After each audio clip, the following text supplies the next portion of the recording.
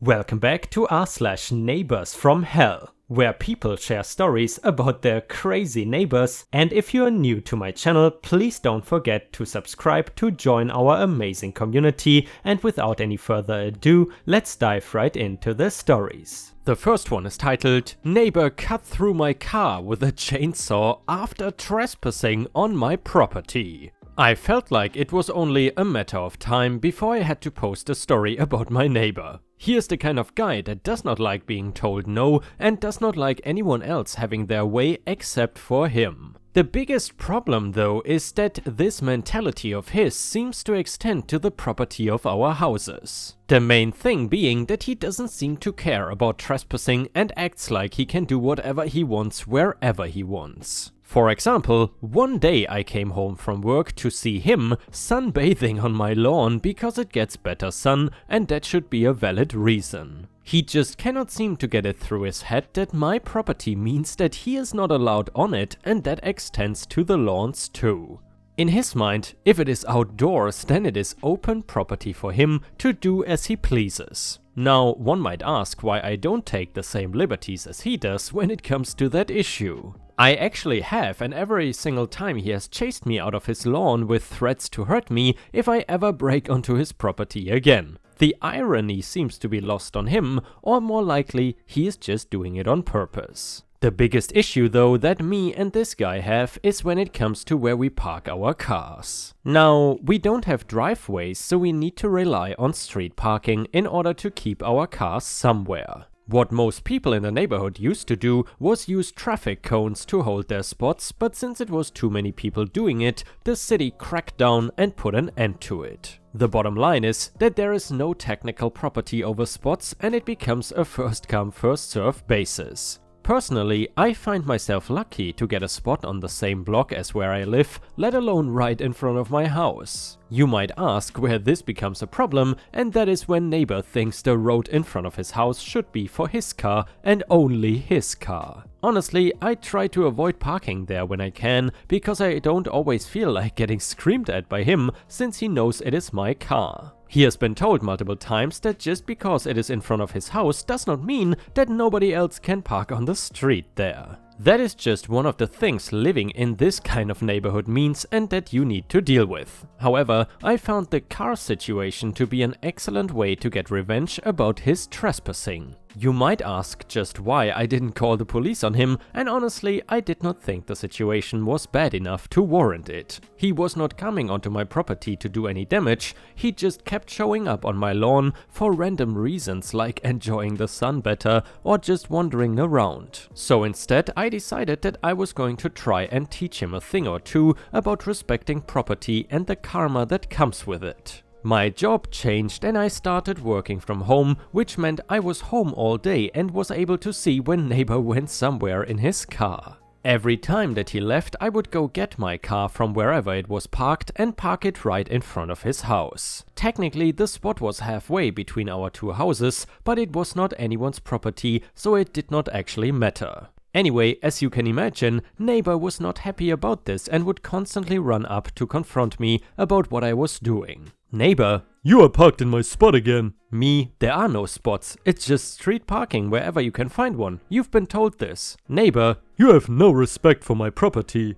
Me, I'm not on your property. You, however, are on my property without my permission, and you also trespass regularly. If you want people to respect you, then you should give them that same respect and stay off my lawn. I go inside and thought that he was going to get the hint. What I didn't expect was for him to turn the crazy up to 11, and the next thing I knew, I was hearing a chainsaw from the living room and walking outside. Neighbor was holding a chainsaw and cut right through my driver's side door. He broke the window, the seat, and even the gear shift. It was a crazy amount of damage and he was just looking right at me and smiling the entire time.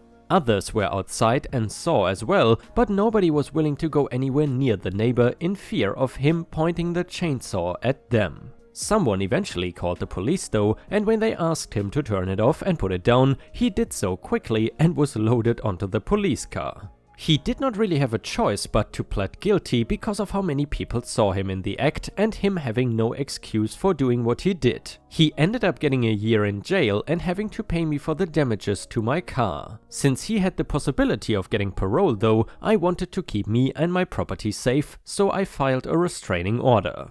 It was granted, and now when he gets out, he is not going to be living next to me anymore. To think that all I wanted was for him to stay off of my lawn, and instead he put a chainsaw into my car, trying to destroy it. I think the most ironic part of it all is that until someone else moves into that house, most people still are not parking in that spot, and I'm able to get pretty consistently to park my car basically in front of my home. I am also glad that I don't need to worry about looking out my window or coming home from the store to see my neighbor wandering around or doing who knows what on my property. All I can say is that I hope that time in jail he will learn about invading other people's property really quick, or he is going to end up in a whole lot of more trouble. And yeah, Ripe Stars, if you ever had any issues with your own neighbors and you would like to share your story, then you can do so either in our comment section under this video or on r/Ripe Stories on Reddit, which objectively is the better place to post any stories. If you post on r/Ripe Stories, there's also a good chance that I might read the story in a video, if you wish. In addition, if you have watched until here, I would really appreciate it if you could also post some star emojis in the comments if you want to support my channel. Thank you so much for your amazing support, and now let's move on to the next story.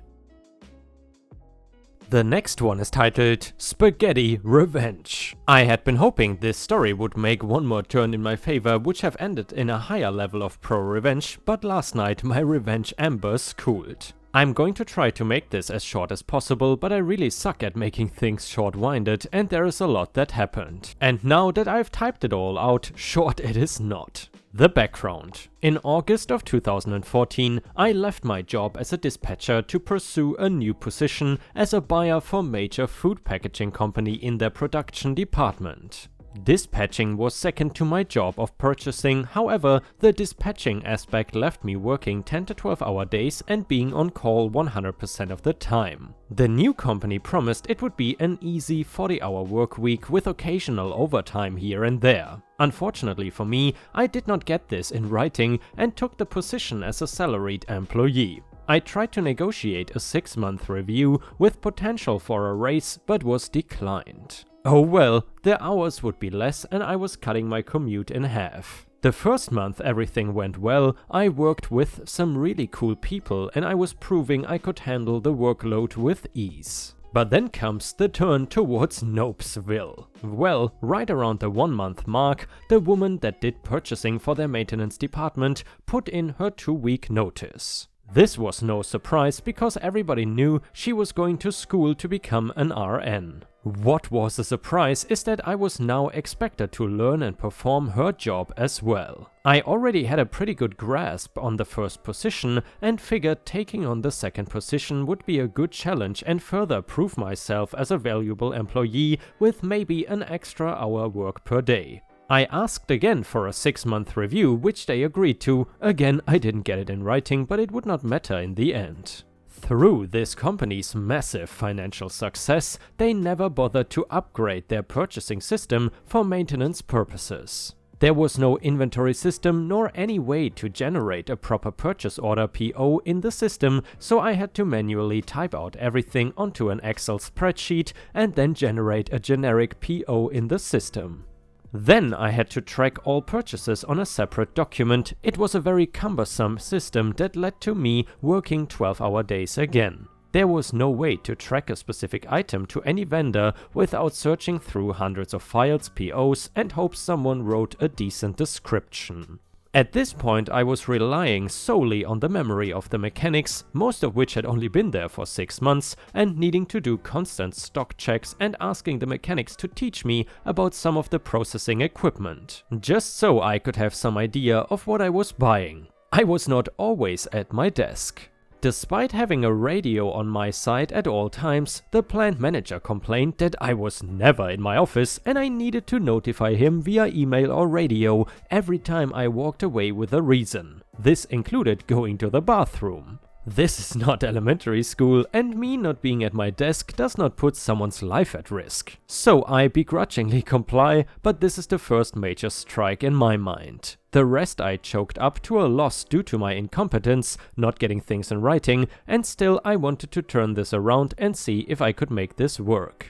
I learned the system we used was actually quite versatile, and with a few hours of initial setup, I could build an inventory for the maintenance side in the system and generate clear and trackable POs. Since I was salary, I could come in on a weekend and knock it out. Halfway through my proposal to the plant manager, he cut me off and told me he did not want to do it. I tried to explain how this would help the company monetarily and time-wise, not to mention the sad sack that got the position after me having to deal with the same BS, but he flat out said no. So this was strike number 2. We are now at the end of November and into the early part of December. The company is rebranding their pasta sauce line and introducing some new recipes. I had to source several new ingredients and order huge quantities for their first run, which would begin in January of 2015. It was really tough, but I was making progress while also barely keeping my head above water in the maintenance department. Then I am given the news that the woman in charge of purchasing all packing materials is taking a 2-week vacation for Christmas. My requested time off for my birthday,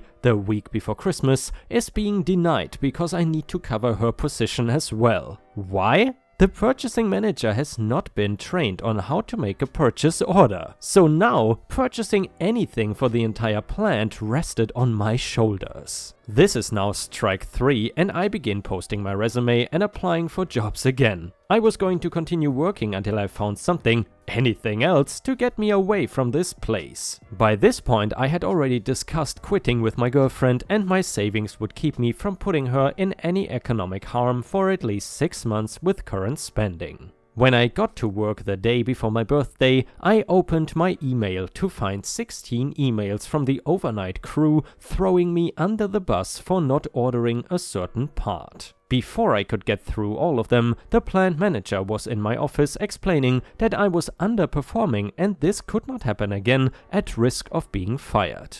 I showed him the emails that proved the mechanics lied about when they tried to order the part, me following up with the vendor to get a status, and the fact that the mechanic only gave me half of the information the vendor needed. I again explained my plan that would drastically reduce these issues if I had any sort of way to view past purchases, and I would have known exactly what was needed.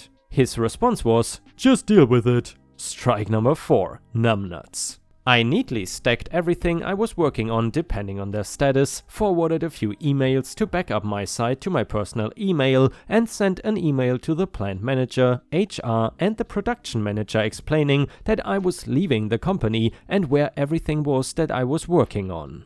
I included my address to send my final 2 checks to. It was always wrong on my paychecks, which I had several emails asking them to correct, but they handed them out on payday, so it was not a huge issue. I collected my things and walked out the door, past all of their offices which were all empty. Had they been there, I would have stopped to explain. Onto the revenge. A few days later, in what was the normal payday, I received my typical automatic deposit. It was only for the last full period I worked and did not include the few days I worked into the next period or my accrued vacation time. I had also not received the check stub, which arrived nearly a week later with the incorrect address. It was delivered to the address on the envelope and then finally made its way to me after being returned to the mail carrier. Before I sent another email asking them to correct the address, I decided to look up state laws on payment upon termination of employment, and oh, was it eye candy. In my state, if someone quits, they must receive all owed payment within 72 hours. For every day late after that, they are to pay the person as if they were still employed. If they pay on day 4, they are to add 1 additional day's pay. Also, any previous agreement of automatic deposit is voided upon the termination of employment unless there is a written agreement at that time. There was also a list of state fines associated with each infraction. I composed my email to HR and explained the laws they were violating, as well as requesting they update my address. And if they would mail me my final check within 2 days, I would not pursue any legal action. Hoping they would reply with reason, this would all be settled by the middle of the week, which was December 31st and also 2 days before the next scheduled payday. Their response the next day stated that I would receive my automatic deposit on Friday since I had agreed to that upon my initial employment. This time I replied with direct links to the state's website and laws they were violating and stating how simple this would be in court. All I wanted was what I was due and not asking for anything extra. There was no response until the next day, the deadline I gave them, when FedEx knocked at my door with an envelope containing my check stub. Not an active check, there were no deposits into my account until that Friday when the normal payday was scheduled. At this point, I am actually impressed with their carelessness and oversight in messing with someone who literally has all day to himself. Now it is time to make a real request for everything I can legally ask for. This email again explained all of the laws they have violated and requested the full amount due. I even calculated the amount they owed me for the late payment, 16 days minus the 72 hours rounded down to the nearest $5 because I'm a generous person. I had kept every email professional because I know that if this goes to court, I cannot look like a complete ass. I already had walking out on a job going against me. Again, hoping they would side with reason, I detailed how much extra can be awarded to me, up to 3 times the late payment amount, plus a total of the state fines. Their reply this time was simply, no. The court documents were downloaded and filled out the following Monday, but I was going to give them one last chance. Another email, again detailing the laws and the corresponding sections of their employee handbook citing these laws and how ignorance of the law is no defense, but explicit knowledge and failure to follow them would not be in their favor. To add a little additional spice, I copied the CEO on this email. I concluded the email requesting resolution by the end of the week or court documents would be filed. An hour later I received a response from HR that their lawyer would contact me by the end of the week. By that Friday I had a check for the late payment plus a second check for double the amount if I agreed to not take them to court, which I did agree to. Back to what I alluded to in the beginning, since this was now reported income for the 2015 year, I would need a W-2 from the company in order to file my taxes. On the day I received those checks, I set a reminder to pursue whatever course I could if they failed to do so. My dreams were dashed when my girlfriend sent me a picture of the envelope last night. I even made sure to verify every cent, just in case. In the end, I'm happy it did not resort to that. I now have a great job career path and I don't want to waste any more time on an old employer. And ripe stars, with this we have reached the end of the video. However, if you still cannot get enough of my content, then I would highly suggest to check out my endless binge watch playlist, which will soon show up in the left corner of the screen. In addition, I would really appreciate it if you could not only subscribe to the channel but also turn on the bell notifications, which you can do by clicking on the little bell icon right next to the subscribe button. This will help my channel tremendously and this will make sure that you don't miss any of my videos. Furthermore, if you want to see additional ripe content that I don't post on YouTube, then I would suggest to head on over to patreon.com/ripeyoutube for more than 50 exclusive videos that you will not see anywhere else. Thank you so much for your amazing daily support and I hope to see you again tomorrow.